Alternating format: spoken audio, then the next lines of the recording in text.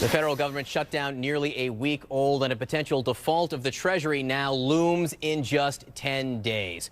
So let's talk to Jesse Ventura, former professional wrestler, former governor of the state of Minnesota. He has got a book out about the Kennedy assassination. It's called They Killed Our President.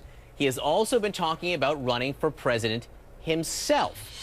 Now, of course, Governor, when you ran for governor, you talked about politics as usual and changing politics as usual. Right now, you're talking about abolishing parties. You have ideas about the future. Before we get to the future, though, I want to talk about the now, because obviously in Washington, they need help getting out of this crisis.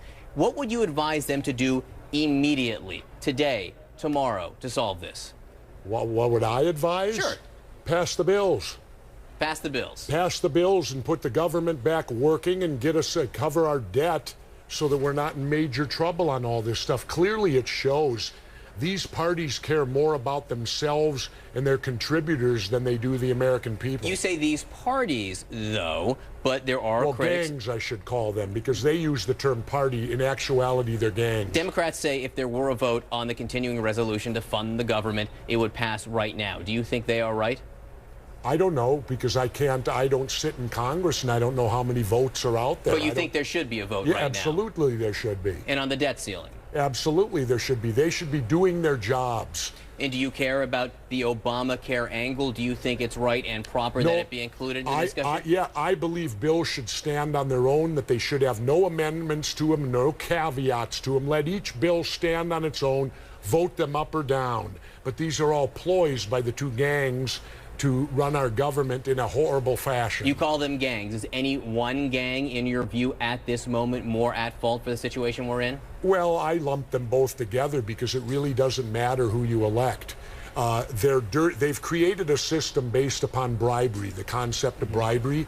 If you do that in the private sector, you go to jail for bribery. But there, it's alive and well. Well, the bribers, they've bribed both sides. So it doesn't matter who you get. You're going to get the same government because they're all owned by special interest in the corporations. What evidence do you have, that we're talking about the House of Representatives in particular right here, that many of these districts across the country, perhaps even most of these districts across the country, are getting exactly what they want in their representation?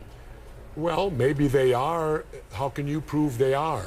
I don't know, but they elect these people time and time again. They all live in safe seats. They are elect every 2 years. They face election, and they seem to win again and again and again. Yeah, well, we could solve that too. Why do they put gang names on a ballot? Why not just put the candidate's name? It's done on purpose, so that if you're conservative, you don't need to know the candidate. You can go in and look for Republican. If you're liberal, you look for Democrat. Let's remove gang names. Let's make them political action committees. They can still endorse. But for me, it's we'll never get our country back until we get rid of. And I've got good allies. You know who my allies are in this thinking? George Washington, Thomas Jefferson, and John Adams. They all warned us about the gangs. They said if the gangs take over government, that'll be the destruction of the United States. And the gangs have taken it over. And you want to abolish parties altogether? Yes. Make them political action committees. Abolish them altogether. What's the voter's responsibility here? Doesn't the voter have to do something in this equation? Sure, but the voter's responsibility then would be to educate themselves to what John Smith stands for. Are they doing that right now, voters? No, they either vote conservative or Republican because they've been trained that way by the two gangs in the system that we have of bribery. So there is. And by the way, I'm the only elected official in 50 years, I bet, who made more money doing the job than what I raised to get it. And I never, in 4 years as government, I never once even spoke to a lobbyist. They weren't allowed in my office. You're out of government right now. You're thinking about getting back in? People wondering and asking you directly, will you run for president? Oh, they're asking me all the time, and I'll tell you, it's lining up perfect for me, because I'll tell you right now what I'll win with. I will give the American people, if I run, the opportunity to vote for the first president since George Washington, the father of our country, who does not belong to a political gang. Well, I mean, you talk about Adams, Jefferson. There were parties and sides that developed very quickly. Washington's the only one. So he's the only one. We could make history and elect the second president, if I run, who does not belong to a political gang. And there's talk about Howard Stern as a running mate. Well, there's a method to my madness. I despise the dirty money. Plus, when I ran for governor, I was doing a statewide talk radio show. I had to lose my job because of FCC regulations. And so with Howard's show, I can stay on right until the election. He's Sirius Radio. FCC don't govern them.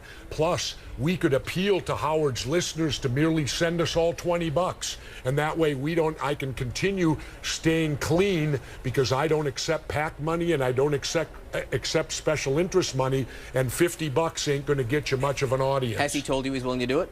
He's thinking about it. Thinking about it. And yeah, but I'll tell you, if he would support me and allow me to use his show, I would also, if he doesn't want to do it, I would consider Senator Angus King from Maine, the former independent governor.